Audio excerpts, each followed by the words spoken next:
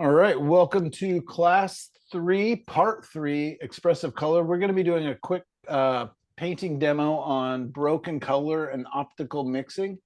I've got a reference that I'll be loosely using there attached to the palette. And I've got a split primary palette. I'm going to walk over there and introduce the colors that I'll be using today, which is mostly my typical colors. I've got a titanium white, cadmium yellow light, Indian yellow, cadmium red medium, a quinacridone red, some other red I don't even know, just happened to be on my palette. Let's just call it quinacridone red, I don't know, Dark. rose or something. Yeah, very dark, kind of purpley red. I've got my ultramarine blue and manganese blue hue. These are just grays and a dark that was made when I was cleaning my palette this morning, setting this palette up. So these colors are based on these. So we'll just see. What I'm going to do is just do a quick sketch, kind of blocking in my darks and just kind of giving me my form and my shape and kind of locking down a couple things. So I'm just going to barely dip a brush in paint thinner. So there's just a little bit. What a lot of times when I'm doing this preliminary sketch, I'll just kind of let it be a little bit thinner. So a little bit of paint thinner. Can kind of do some quinacridone red. I'm just kind of looking for a dark, and I'm just going to lean over here, grab a little bit of this dark color. And I'm going to raise it up because right now it's a little close to 50-50 on the horizon. So I'm going to raise my land up a little bit more just so it's not quite as static feeling. I'm also going to make this hill a little more dynamic, meaning that it's not quite as flat. Got a little too much paint thinner in there. Want it to drag a little bit, not be drippy and runny. So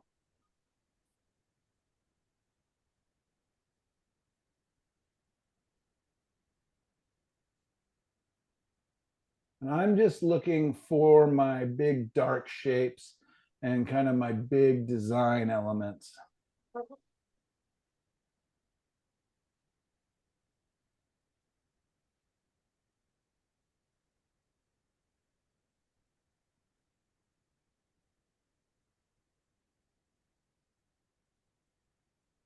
And I'll shift these around a little bit. I'm just kind of blocking in.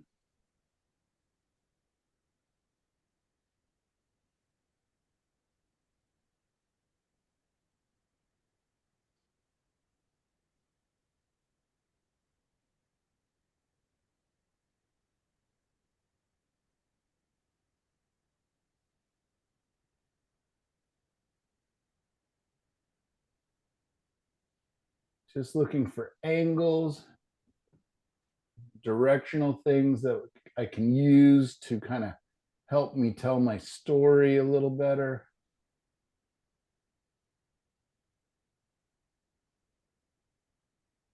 Convey a sense of movement and motion. Again, there's a lot of horizontals or nearly horizontals going on here. So you can see that I'm adding a little bit more of a dome shape to them because I just think it'll be a little more interesting. You know, I could definitely play it either way and flatten it even more. I can add more angles, more motion.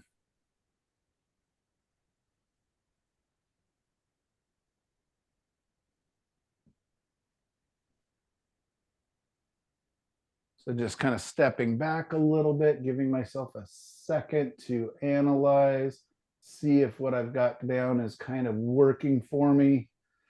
And I'm just looking for movement. How does it flow? I'm not beholden to the clouds because you can see it's just a horizontal line underneath. So I can make my clouds, I can change those, move those around a little bit.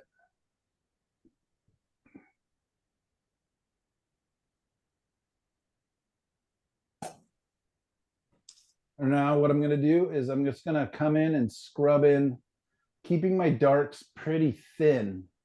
And in fact, I'll be using or keeping quite a bit of my colors kind of thin in the beginning so that I can come in a more impasto, meaning a thicker application quite quickly, because I'm going to try to do this as much as possible alla prima or all at one time. So I'm going to pretend a little bit that I'm painting almost in plein air or outdoors, so that I'm just really trying to capture the feeling of the place as much as possible, but using thick paint.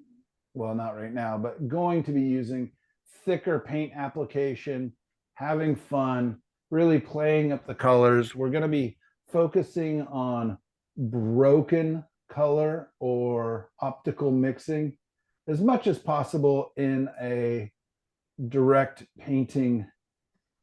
I'm going to go ahead and add a little bit of an angle here. Please ask questions, talk to me while I'm painting, and let's just make this as inclusive as possible. But what I'm doing now is almost just like squinting my eyes and really just looking for these dark lines, because that's going to be the thing that kind of holds this painting together. And already I'm going to start mixing some warmer darks, some cooler darks,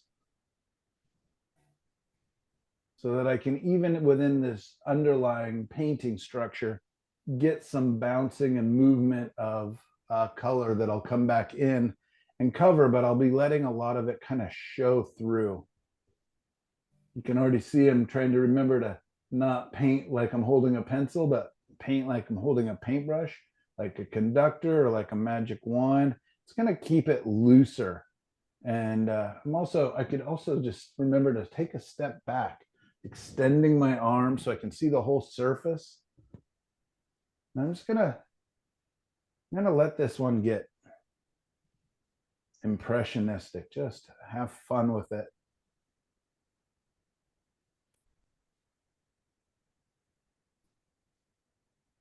And I will already beginning to be thinking about the fact that I want it to be colorful eventually and impressionistic.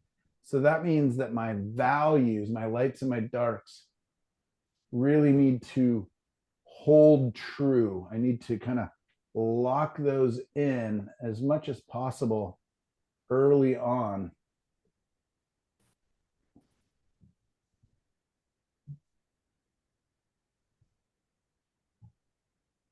You may, if you sit down to paint all the time and you're capable of standing up, you may have a good time doing this painting standing up and standing back, holding your brush closer towards the end, not up here on the ferrule. Right? A lot of you guys probably paint like this. Let's see if today or for this week we can't really loosen up a little bit, at least as much as possible. Be willing to make what you might feel like is a little more of a mess with your paint, because again, we're painting in thicker paint. So that means that we can continue to come back in and keep applying more paint into it.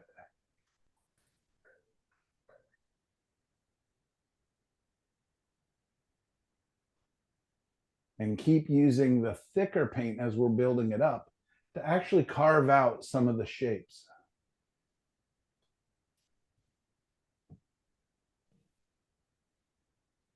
So I'm going to try again, like I said, treating this almost like it's kind of plein air. Like I've got a limited amount of time, like the light is changing, and I've got to kind of get a feeling, get the essence, or, the steal the term from the Impressionists, the impression of the scene as quickly as possible. And again, for me, a lot of times that means locking in my shadows or my darks. In this case, it means my upright planes, the trees and the foliage kind of along the edges of the fields, the things that have grown where the fields connect along the fence line.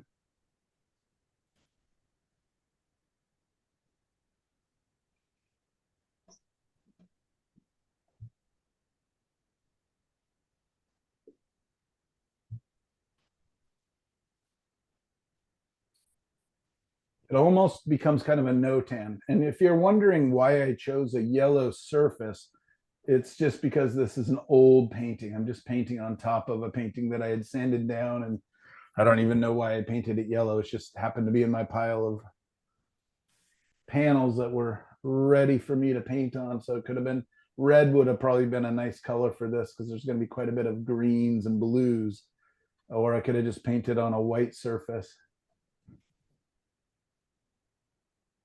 But we'll see if that some of that yellow doesn't come in useful as we're building up our colors.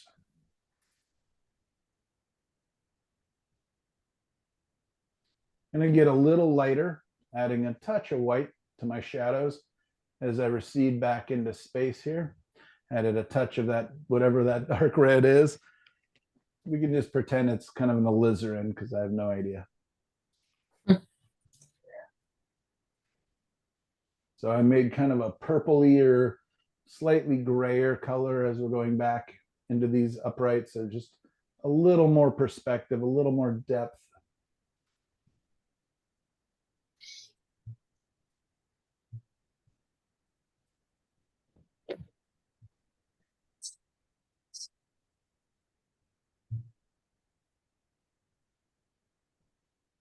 And again, I'm just locking down ideas, and they're mobile. I can move, I can change my mind. All this is very just notes to myself.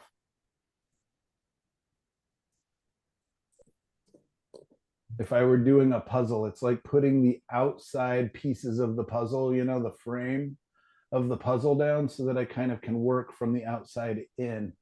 And by just kind of locking in these darks,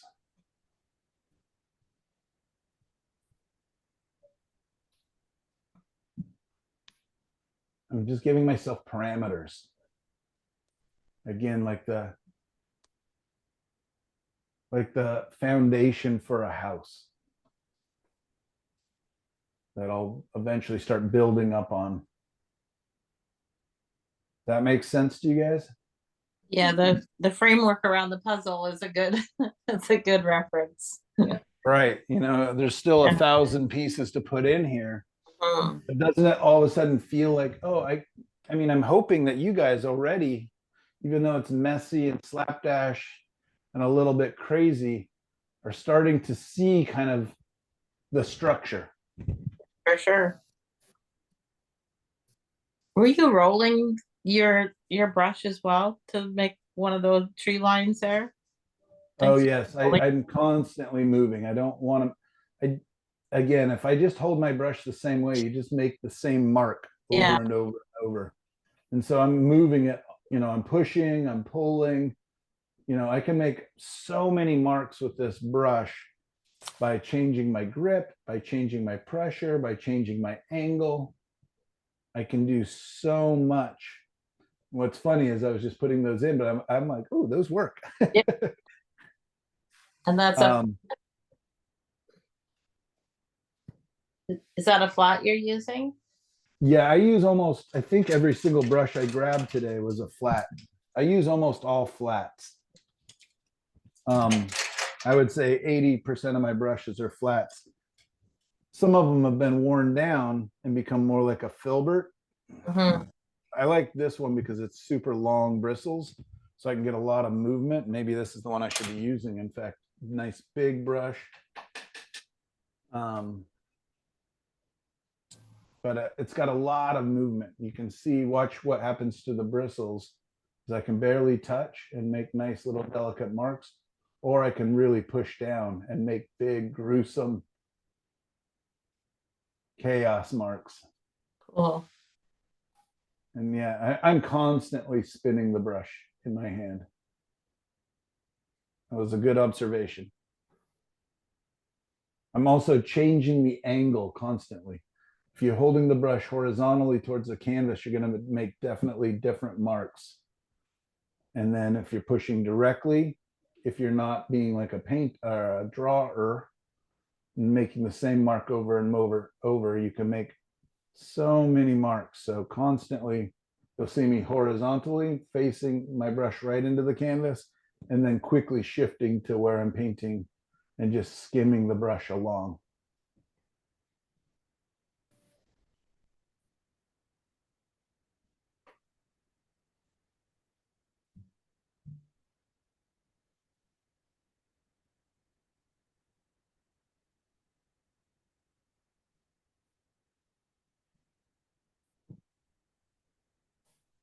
All right. Let's clean this pile of wet darks, mix it into a pile, and I'll use that for my darks here in the future. It's pretty runny because it's got a little bit of paint thinner. From now on, I won't really be using probably much thinner unless I want to get in there. And what I can do here is I can just tint this whole thing because it's all that paint has a lot of paint thinner on it. So you can see it's already kind of got, I've just changed the value of the undersurface. And that'll just make it so I can attach more paint to it. Is it frozen for you guys? Yep. Yeah. Okay, there we go. You're back. I'm back.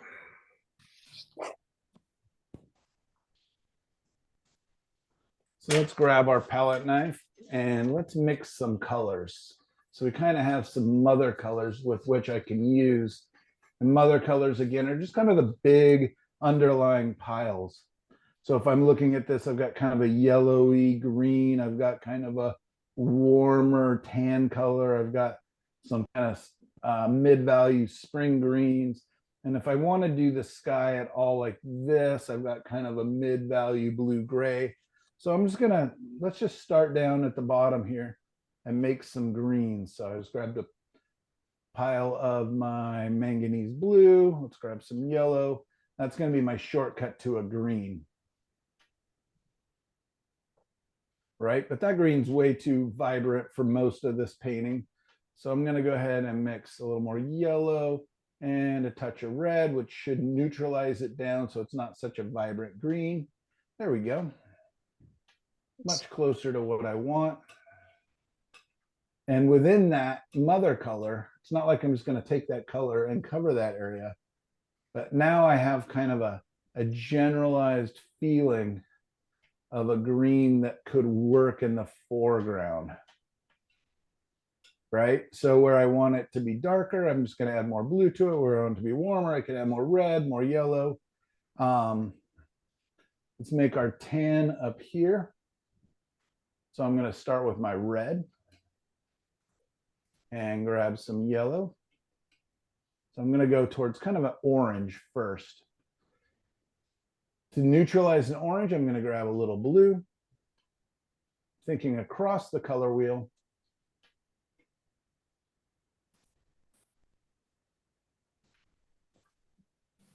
Add some white to make it into a lighter color.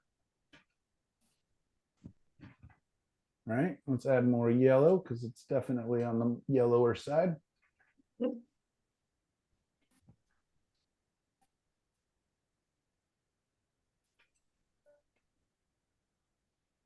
right. And again, I just need this color to be close enough because I'm going to be constantly modifying it. All right, let's go to our darker greens in here. So I'm going to make a green again, but now I know that there's going to be a little more red. So I'm just going to grab a little bit of both my blues. I've got my greenish blue and my purplish blue. Back to my yellow again. I'm going to grab a little bit of the warm yellow just to neutralize it.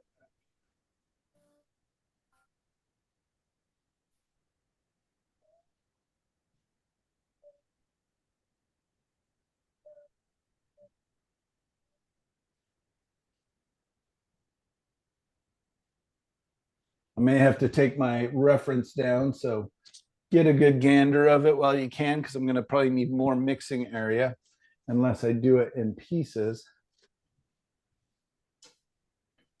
That green is a little darker than anywhere, so I'm just gonna add a little more yellow to lighten it. If it's too green, I can add a touch of red to neutralize that. I'm gonna try adding a little bit of white, which is gonna cool it down, kind of gray it down just a touch.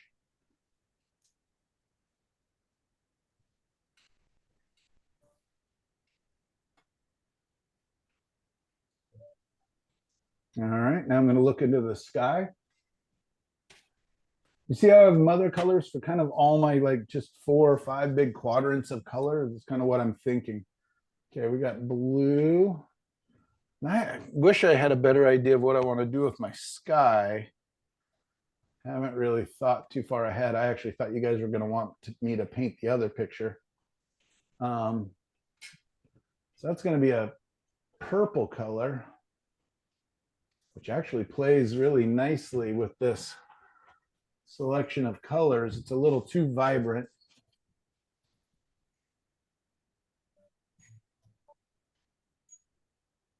Sometimes you kind of get accidental colors that work well. I was just thinking, I don't want it to be just pure gray, but this is probably too vibrant. But I might save a little bit of it because I like how these colors are all playing together. So let's pull that and turn it into more of a gray. So I've got a purple. Who knows what I'm going to add to it to make it a little grayer? A yellow. There we go. Add a little yellow to it. I'm also going to make it a little bluer than it is. So let's just see what that does.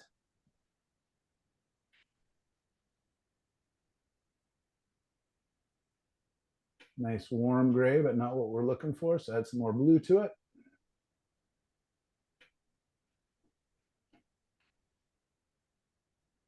These colors could work in the shadows under the clouds if I want. So I'm just going to go ahead and pull some of that aside.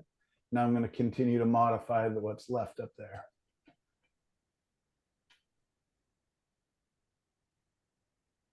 Again, one of the benefits of doing kind of mother colors or pre-mixing some of your piles of color is you can just go, do these colors live together in a harmonious world? Do they get along? Do mom and dad get along? Are the kids going to be happy and taken care of?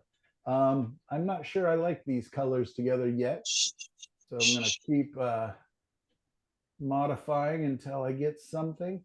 I'm paying attention to my reference, but not at the same time. I don't love, again, the sky in there.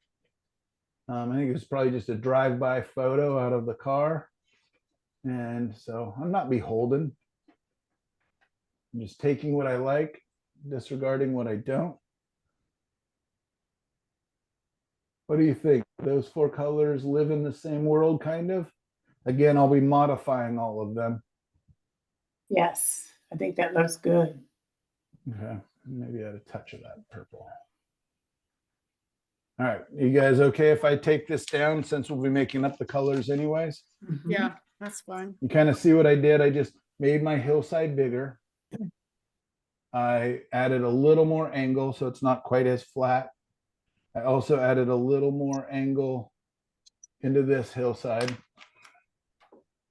And it's not right or wrong. It's just what I did, just because I like dome shapes. I like umbrella shapes. And I'm going to go ahead and start with the sky because I have no idea what I want to do with my sky. I'm literally letting my eye look around my studio for any kind of inspiration for a sky that I want to paint. You guys have any ideas? What kind of time of day? What would you guys like? I know you guys didn't think I'd make you do any work. Either we. I'm thinking kind of. Okay, so we've got these gold colors in here, kind of tanny golds. I like that. So I was kind of thinking like purpley grays. Oh yeah. Might really be a nice accent to that. Any opinions on the matter? Yeah, I like that idea. Oh, All yeah, right, let's see what we can do. So I'm just gonna. Here sleeping.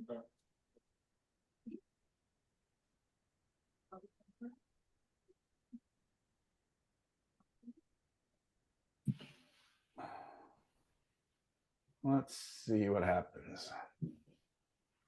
So I'm mixing up a little bit of a lighter pinker color that would normally be up here next to the sky grays, but I didn't have this mixing area. So I'm just gonna kind of come in and start carving out too dark. Let's lighten it up a little yellow.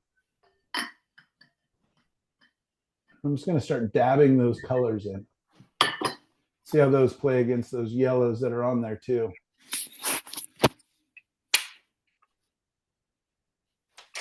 Grab a bigger brush. I'll be painting forever if I use that little guy. So I think I just picked up a size 8 brush.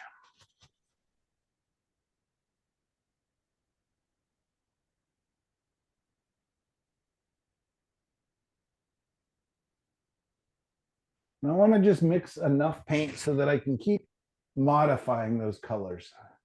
Keep adding to them, keep kind of piling them into each other, getting a sense of harmony. A lot of times it's good to, when you're painting kind of a broken color, to make big enough piles that you can modify them. You know what I mean? Diane, I saw that you were writing about running out of your colors constantly. I completely commiserate with that and understand that. I do the same thing. So I'm just going to try to be aware that, you know what, I'm going to make some big piles. I'll find another painting for them if they don't all fit on here, but usually I don't mess up by having too much paint.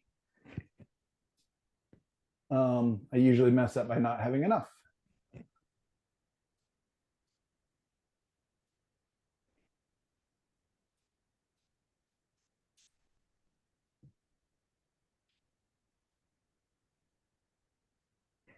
So I'm going to try to err on the side of having too much. I'm also picking up a bunch of the brown. Sorry about that. What was that?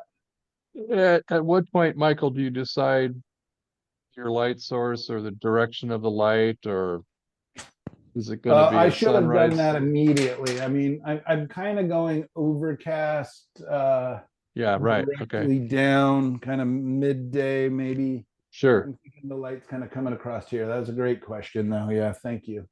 That's something I would have bothered you guys with if it was your painting.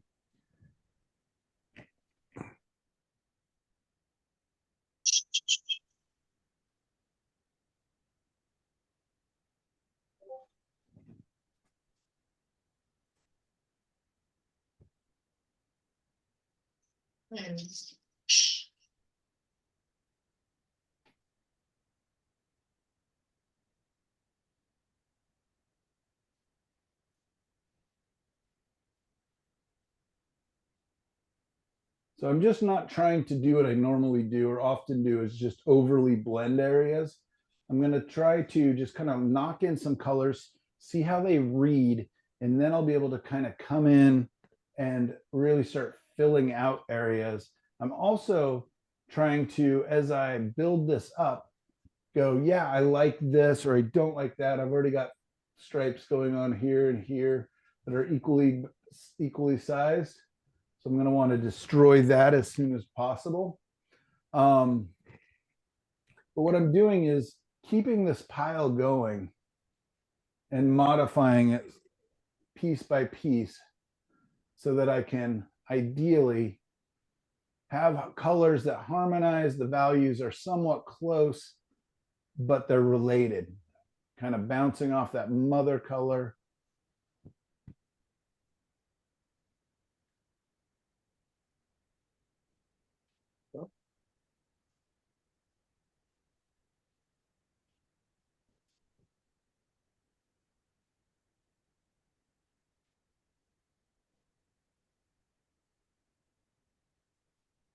Keep picking up the brown from this color, this little pile.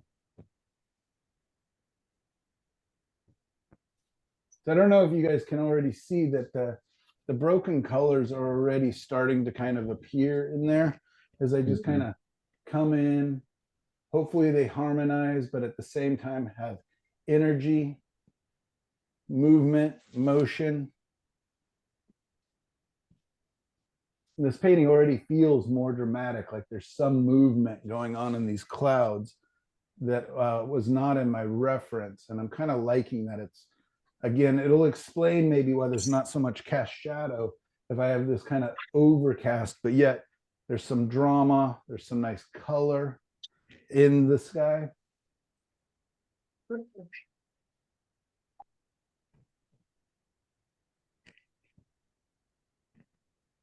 I'm feeling a whole lot better since that yellow is covered up. Isn't that funny? Yeah. I don't know how you do that. How I cover yellow? Purple. No, I mean, start with yellow. Oh, poorly. It's bright. It's for this, I would have thought maybe something lighter. Yeah, but I'm just thinking about values at this point, Okay. not colors. But I do kind of want to figure out these sky colors so that because they're going to affect all my other colors in my land. And since I'm not beholden to my reference, then the sky is extra important because, again, it's dictating what's happening down here.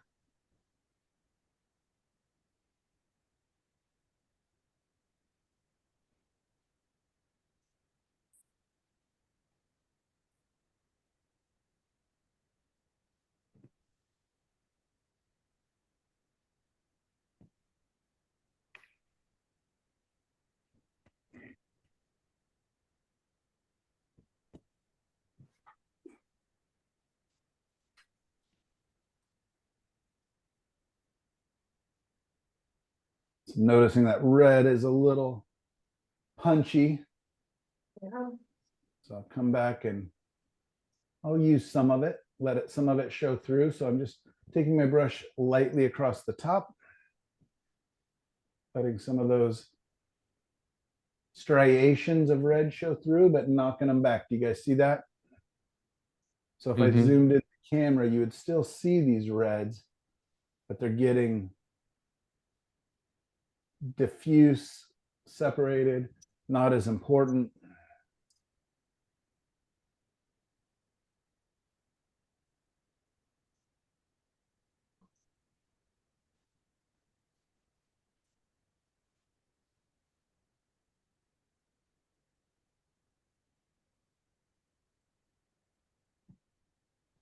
And if I just keep loading this brush up, putting thick paint on there, I hopefully should be able to just keep going and with a light touch, keep adding more color or more paint, I should say, right on top.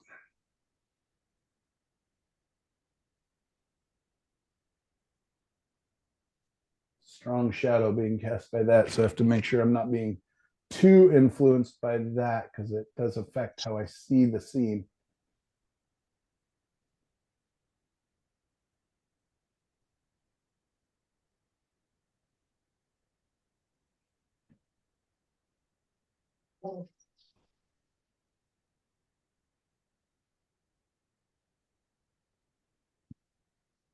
I'm assuming, Michael, you're not going to use your blender brush. Not today. Good. Yeah, that guy's in the drawer. Keep it there Locked for in your now. safe. Yeah. So hopefully the rest of the painting will go a little smoother than this because right now I'm reacting like, oh, that could be a cloud. Oh, that could be a cloud. Oh, that's the sky behind the cloud. I'm just literally reacting to whatever happens. And so my whole word of the year intention is kind of out the window right now. I'm responding to what's happening, but it's also fun.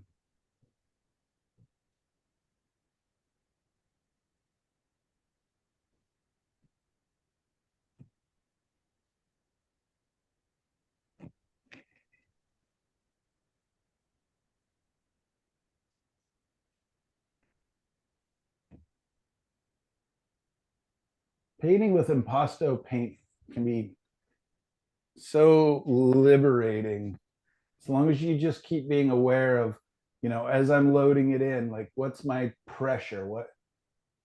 How much am I just dragging the paint, scumbling it, letting it grab off the brush? Or am I pushing down? And let's go ahead and take a look at that sky real quick. Looks great. Yeah, it's fun. And here, I'll zoom in a little bit for you. And hopefully you can kind of really see Yeah. Yeah, how much color is actually in there. I think your And wife would be proud of you. there you go. Yeah, exactly. Always more paint. Absolutely. Your yellow on the bottom is turning green. With all Isn't that the blue at funny? the Yeah, top. you put a red up next to it and it gets greener. This little red area is a little bothersome, so maybe I'll just kind of drag.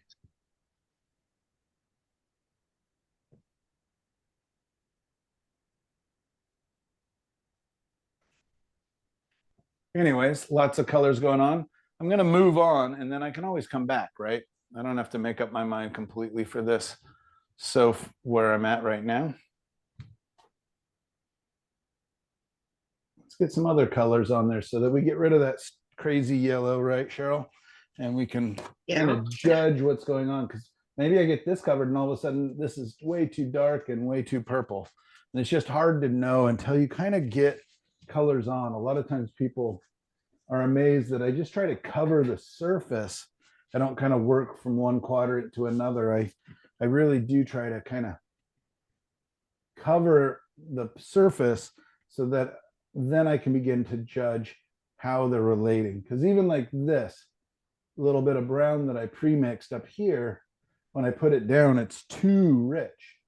It's too strong. Like that could maybe work here in the foreground, but back here, it's got to be lighter and cooler so I can actually use some of the colors that I even have on the palette.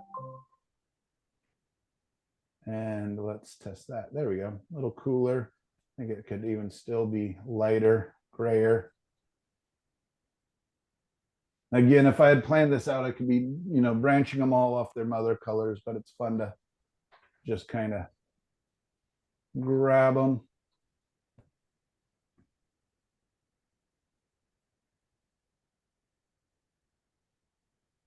That feels a little better. It's going to get a little warmer, a little redder as it comes off this little area over here.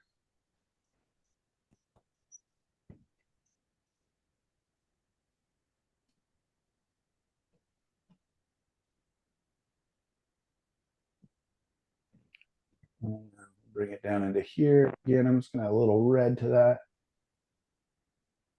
Maybe some of this purple. And let's bring that down.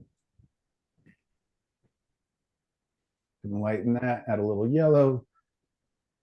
So you see how the colors are staying, hopefully, related. You'll see that I'm kind of oftentimes pulling from multiple of those mother colors because that will add to the harmony of the piece.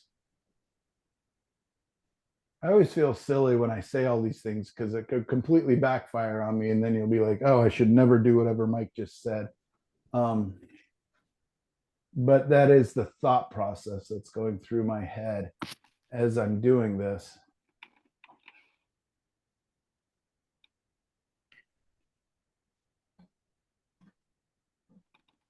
Still using an overly large brush, just knocking in colors, having fun. Again, pretending I'm plein air painting.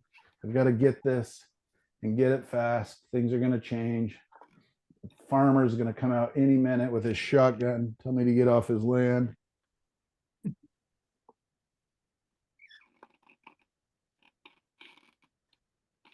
Which has happened only once, and it was a lady. But she did have the shotgun. We became friends, though.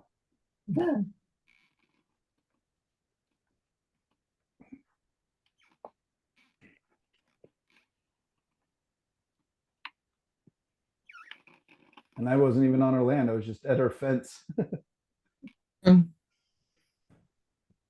was this photo taken, Michael? Just west of here.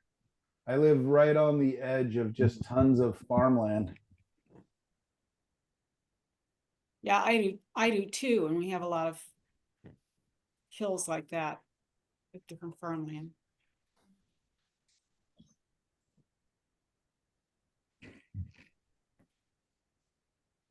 The only problem for me is I love painting them, but I don't sell these as much as I think they should. Because I always can hardly drive my car through there without, aiming my camera outside the window and almost crashing. Well, But I'm not sure everybody else thinks it's as beautiful as I do. you live on a coast too. I live I'm about an hour from the coast. yeah, well, I'm like 24 hours from the coast. Yeah, I live in Oregon's really great in that way that I'm like an hour from the desert, an hour from the coast, Yeah. 30 minutes from the vineyards. Nice. In a perfect spot. Perfect spot when you're ADHD and don't know what to paint. Any direction you go in, you could have fun. I can barely go wrong. That's true.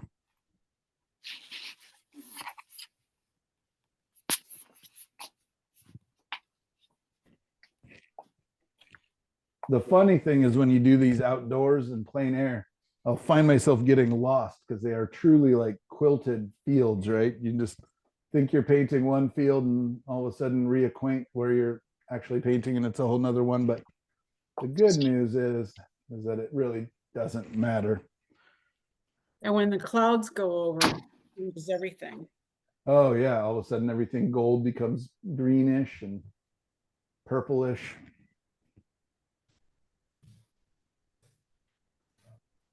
Let's get into some of these greens.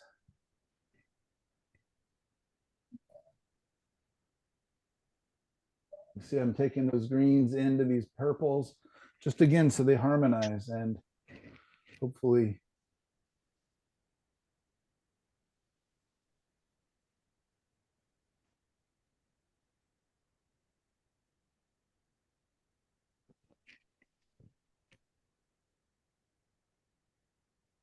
I'll come back in and start doing even more broken color, but I'm hoping that the looseness with which I'm painting and that I'm just constantly remixing colors, but again, colors that hopefully harmonize.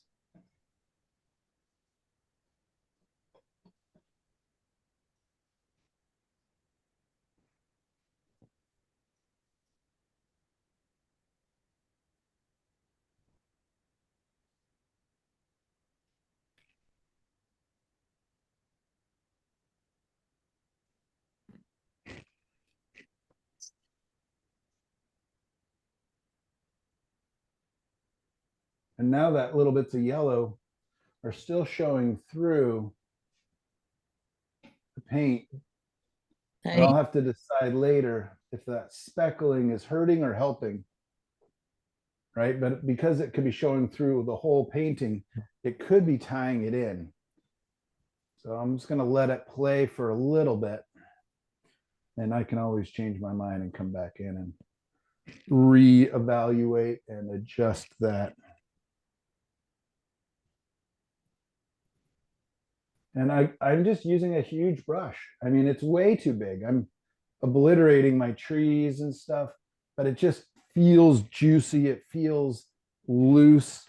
And so I'm just continuing to go with it for now, because I can always come back in and finalize, or I can, always add more. So I'm just, again, painting wet into wet, wet over wet. I can go light to dark and back again as long as I have a light touch. Just use enough paint.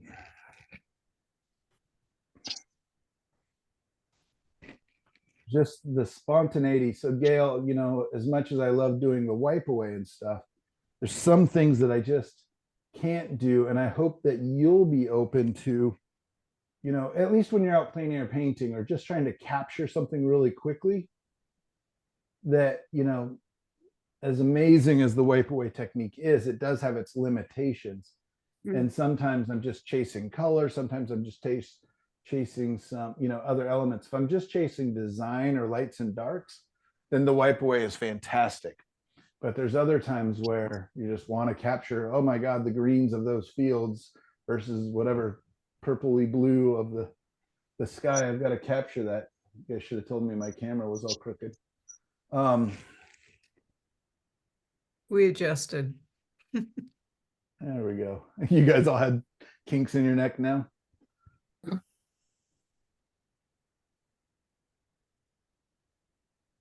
I think we talked about it a little last week, what drives you to do one approach versus another. I guess what it's about, right? Yeah, if it's about energy and color, then this is definitely probably more useful. But if it's about just lights and darks and maybe even mood or whatever else, then the wipe away or the more tonalist work. And I think you are more focused, both you and Linda. So you may be able to just stay focused on what you're doing, which is great. It'll probably be very helpful in your gallery and everything else. But I kind of enjoy the being able to go back and forth and understand both to a degree. It's like having a vacation from one. I like that idea. Bye, everybody. See some of you tomorrow. I've got a physical therapy appointment. Take All care. right. Well, I'm jealous that Take you're acrylic painter, because this will be a lot faster and easier to layer in acrylics. But You wouldn't be if you were in my brain. All right. take Bye-bye. care, guys. Take care.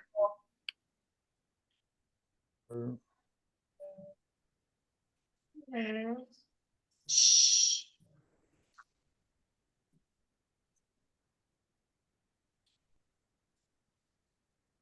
Even though you're covering the yellow, I still see the luminosity of the yellow behind all of the color. Just those little bits of specks of Yeah, it kind of that's- popping There's through. nothing, and it works now.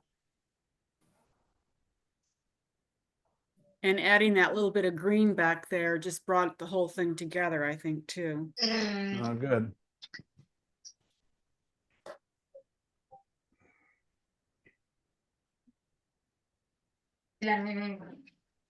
You saw my instinct. I already just started scrubbing, which I don't want to do, not on this one. So my instincts are strong to scrub and thin my paint out.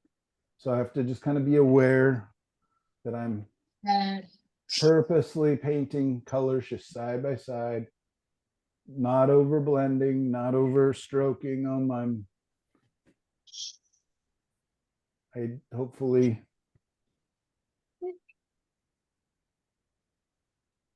can have big, thick strokes. I can have thinner strokes. I can have dabs. I can have all the different stuff. Letting my brush just kind of dance. Letting my brush finally do what it was meant to do. Not just torturing it, just scrubbing and everything.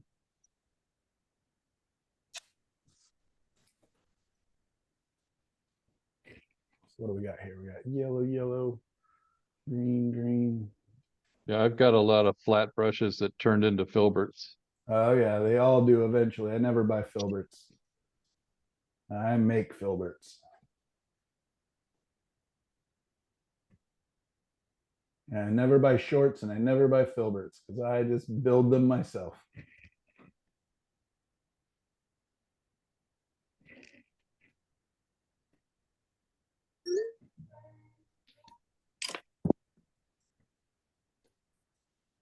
It's just fun to look up and go, oh, that's a little redder. Okay, let's just dab a little red.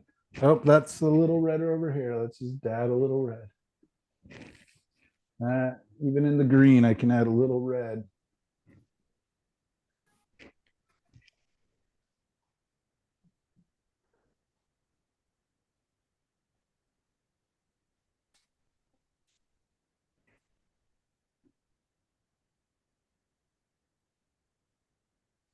being lazy, not squeezing out more paint. So let's just get a little more down and then squeeze out some.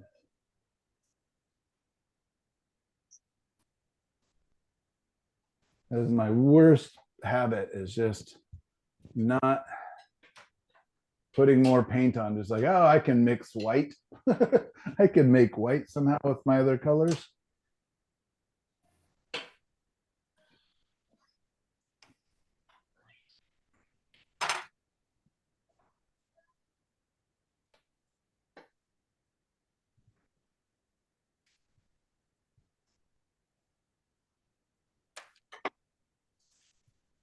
We got greens coming down.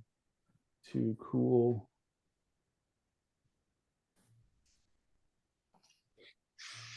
So we're gonna warm that, yellow it, lighten it. And I don't need to overmix my piles either. I'm just kind of, it's a little pinker, a little yellower, a little warmer, and I'm just kind of adding ingredients. And that's what's the nice thing about these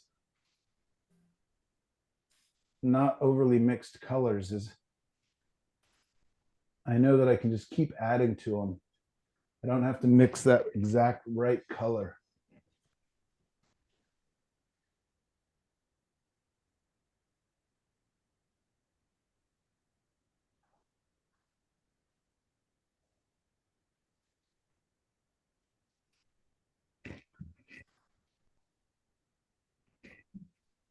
Because the more layers of paint I have, the more layers of color that are close, I think the more dynamic it's going to look, more beautiful.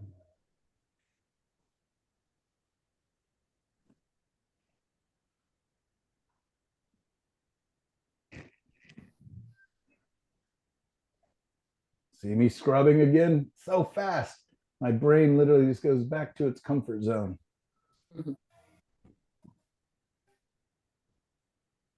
Maybe having to train a puppy is going to be good for me. I'll just start making the same noises to myself. Nope. Down, down. Stop scrubbing. Not for you. Drop it. Not yours. Not yours. I have to take mine to the dog park after this. Yeah, I definitely haven't done that yet, just because I don't know if she'll ever come back. That's our problem so far. Is we're only a couple days in. So how long till they actually come back to you? We've Or been you training know ours, come back to you? yeah. We've been Well, it helps training to go ours to- with invisible fence. Yeah, that Yeah. took a lot of training. There's some dogs we've had, well, most of our dogs, we've never been able to leave them off leash. We're lucky we've got a good one now that she's awesome, but it takes a lot of training up front. Yeah. A lot of bribery and treats. Mhm. Yeah, Yeah. you have to get the recall before you can, before Yeah, I you just use it don't know. somewhere else. I don't know how you know when they actually have it. When they listen all the time. Oh, that could be a while then. Yeah, it might be. Well, and We it do have a nice fun. dog park at the top of our hill that you always see happy dogs running amongst each other. Luckily, we just have a great big long, multiple mile long park, but Yeah. If you can find somewhere to walk where it's mostly contained, then you can let them off start leash. with that. Yeah.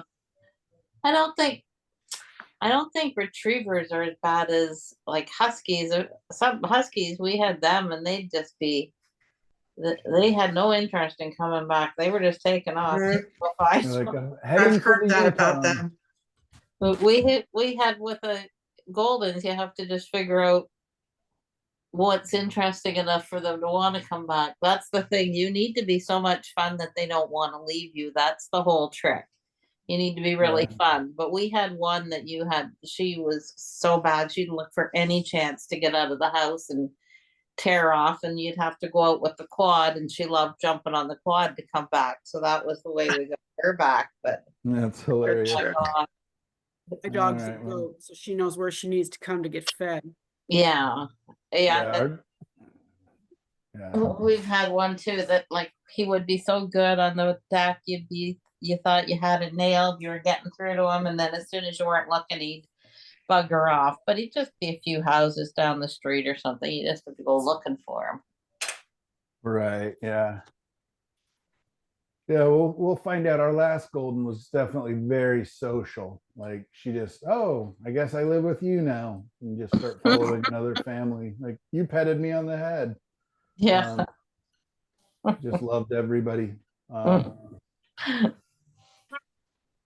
that usually happened at the beach, and all of a sudden you're just like, jogging down the beach. Hey, that's my dog.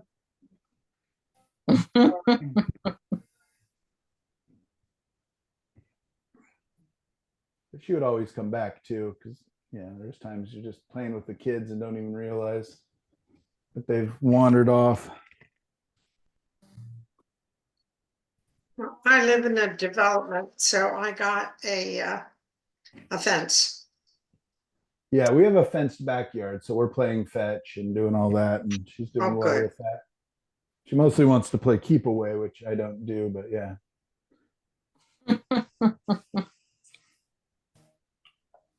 Coop plays fetch at the house, but not outside.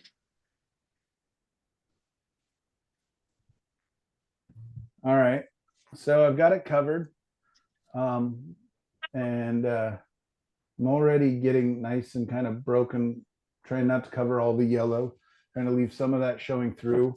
What I'll basically do now is grab some of these darker greens and bring some of that across the tops of these trees, which needs to be darker than that.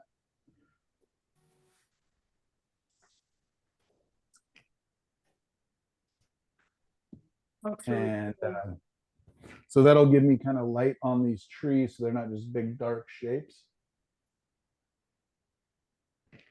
And I don't want to make them all the same color, of course, so I'll mix up a couple different batches of greens. Maybe some are getting more light, maybe some are different types.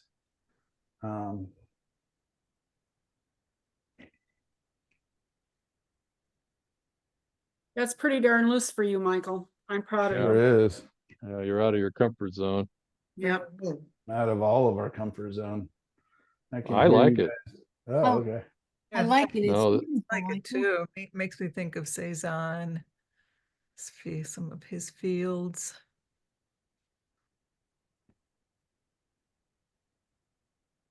Yeah, and I was thinking a little bit about Cezanne as far as his brushwork. Of course, this doesn't look like a Cezanne, exactly by any means, but how he's very directional. Yeah. And Cezanne would flatten it out more and do lots of interesting things. And I can keep building up into that, but I'm still just trying to get it covered so that I can come back in and then really start playing up colors and harmonies and, side by side, seeing what happens.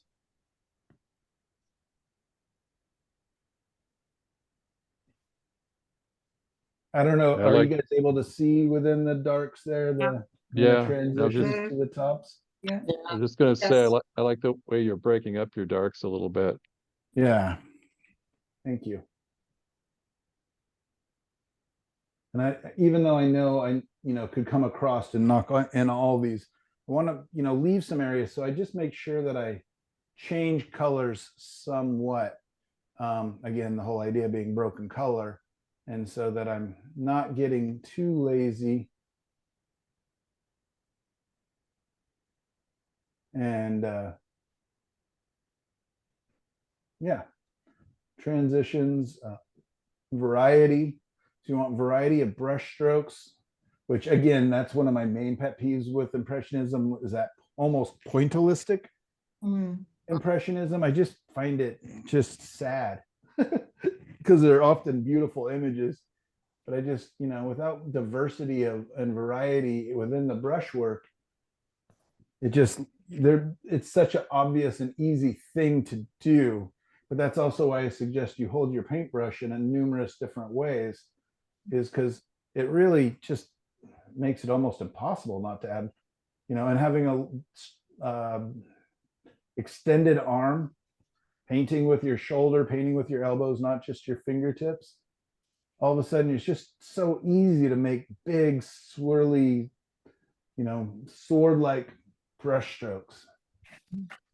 So again, if you paint sitting down, but you don't need to for medical reasons, this might be your painting to stand up. Just to loosen up, just to, just to use your arms, to get your shoulders, to get your hips and torso, get it all involved. Stand in a fencer's pose. And really just kind of attack the painting here. I'll move the camera back so you can see my droopy drawers, but you'll see I'm standing kind of at an angle, shoulders turn, and I just frees me up to just get in and make fun marks. Yes, you can't see my legs, but if you could, it would look a little bit like this. A lot of times when I'm having a good time painting, yeah, I told you I need a belt. And just kind of moving in and out. And what's nice is to get a view of my painting, I don't even have to walk back. I can just, and if you have something like this, I just tip my foot underneath it and I lean back. But I just a quick step back, quick step forward, add a couple brush strokes. Okay, that needs a little red, a couple brush strokes. And just involve your body a little bit in your painting, especially when you're doing more impressionistic or large scale paintings. Again, I know I love painting with my Q-tips and I love, hugging my painting and finessing it, but there's something really fun about this as well. So I'm not saying Right. either or. I'm not saying one's right and one's wrong, but I think it's really fun to be able to do some of both and to bounce around. Yeah, look at all this diversity that's beginning to take place in the tops of these trees.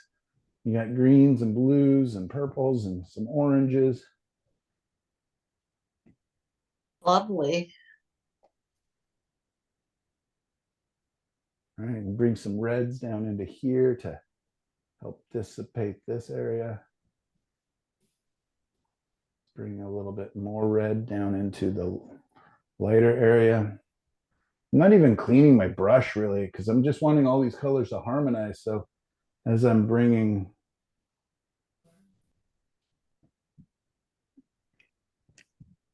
one color blends into the next, hopefully.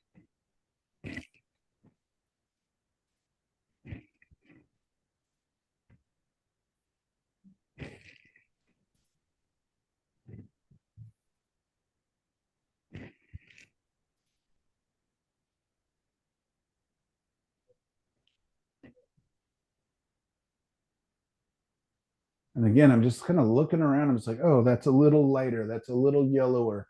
I mean, I could clean the brush. That'd probably be smarter a little bit, but especially when I'm doing big color and value shifts. But at the same time, I kind of go, okay, well, if I just use enough paint,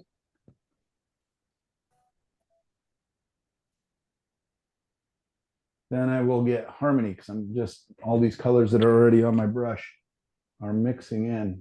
Woo! That was crazy.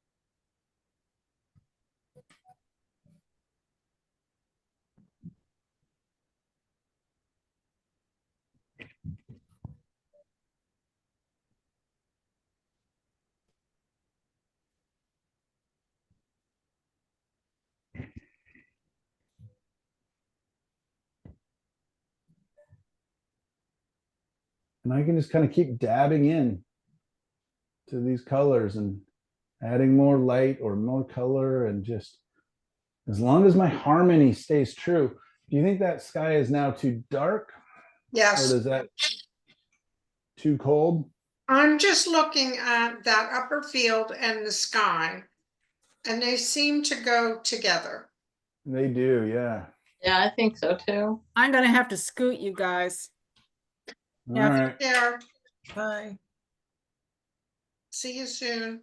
let's see. Yeah. We got a lot of white here. Let's bring that down. I don't know whether you need to change the field or the sky. Can I do just either. know Neither. something isn't quite right, and I've been trying to figure that out now for the last half hour. Let's do this.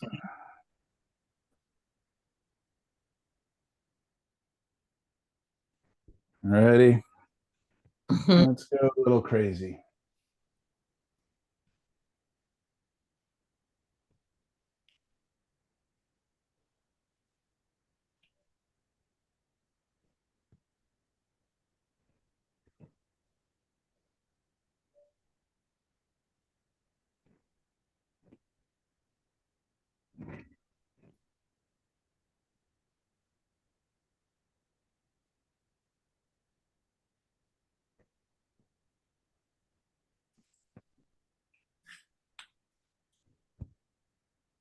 Is that helping to give it some light to come through?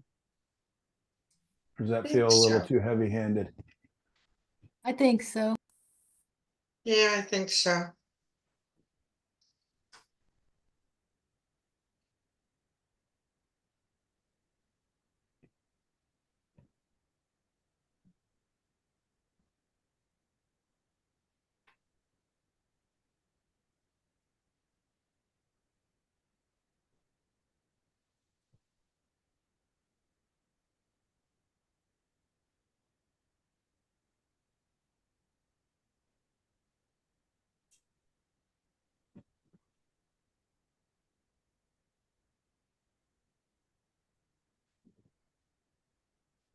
Oh Yeah. no, that's better over the middle there. That little bit of light that you just put in. Yeah.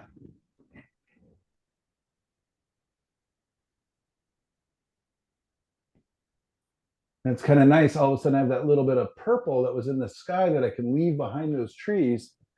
And it makes almost this nice effect of space. Yeah, very nice. Yeah. Very nice. Much better. Yeah, I thought that that field at the horizon line was too yellow, but now it Not looks Now, good. when I right. bring yellow in, Now it looks just right. isn't that funny? Because it's all relative. And that's what's horrible. I mean, horrible and fantastic is you can just be chasing, the field color, and all of a sudden, oh no, if I just put a color beside it, it becomes a whole different feeling.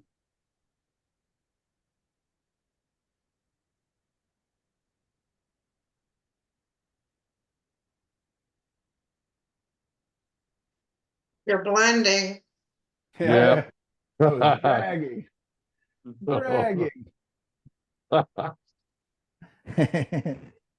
Don't Good catch. lose it. Don't lose the red. I like the red in the. Yeah, Right there I and do there. too. Okay. Yeah. I'm actually going to bring a tiny bit of this sky down into the top of the grass just to see where it's kind of lighting that cool, Sure. Sure.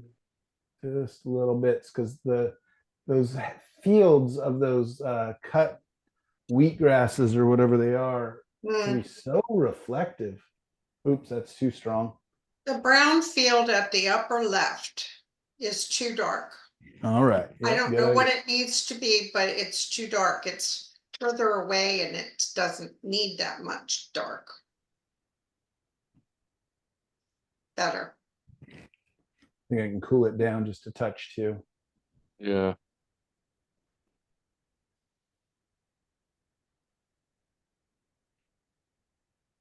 See what you're missing on Thursdays, Dawn? Yeah, I know, You I do know. this all the time. I wish I could be there every Thursday. least tomorrow I'm gonna go to an art fair. Well, that's good. Oops, yep. Tell Erin hi for me, even though she has no idea who I am. Well, I don't expect her to be there, but um her work and do you know Teresa Saya? I know her work. I think I met her once at the Portland show down in the park. What is it called? I think it's just called, oh, I don't know what it's called. But yes, I think I met her once, but otherwise I do know her work very well. She's from Seattle. Yes, that's, Yeah, I think she's up on Whidbey Island, but Okay, yeah. That's her- all Seattle to me. yeah. Her pastel work is just, when you see it in person, it's just amazing. Yes, I did see her. Yeah. Yeah. Yep. Yeah, it is. And I've used her work as examples in other classes, especially like her backlit, like cypress trees. And yeah, she's great. do you guys have cypress trees there? I mean, you can have them, but they're not native. But yeah, like Oh, the okay. vineyard that all my artwork's at has beautiful cypress trees. Moro, or what's the Aloro, yeah. Aloro? Yeah. Oh, that's right. You paint, that's nice there where you painted there. Yeah, that little bit of, it's a soft green right next to that pink Uh-huh. and right next to that kind of cool blue. And all of a sudden, again, from back here. Yeah, colors are so weird. I mean, I'd like to, as your teacher, I'd like to pretend I understood what the heck was going on, but eventually you I don't think anybody totally understands that other than yeah, Color scientists. or whoever wrote the color theory books. Yeah, and even that gets changed all the time as they learn more about the cones in our eyes. And Yeah, like they always said that dogs see only in, grayscale, but now they're like, oh wait, dogs see yellow and red or something, but not blue, or I don't know what the colors are, but dogs see two colors. Mhm. I find that very interesting that, we're just slowly learning. This is a nice painting, Michael. Thank you. mhm. I owe it all I to you like what guys. you just put in there. It's beautiful. I like the structure and the texture and the light control and everything. Thank you. And this new camera, you can actually see the colors. Yes. And it's not Let's see, I'll glare. turn off the light and see what happens. Yeah, I used to have to turn off the lights to show you, but now it looks much more tonalist. Yeah, I'm so glad this is going to hopefully work out. I just have to remember what microphones to turn on, what microphones to turn off for next week, but write it down. I will never do that. As soon as this class is over, I'm going to go get food and probably lay down for 15 minutes and then come up and start working on the videos.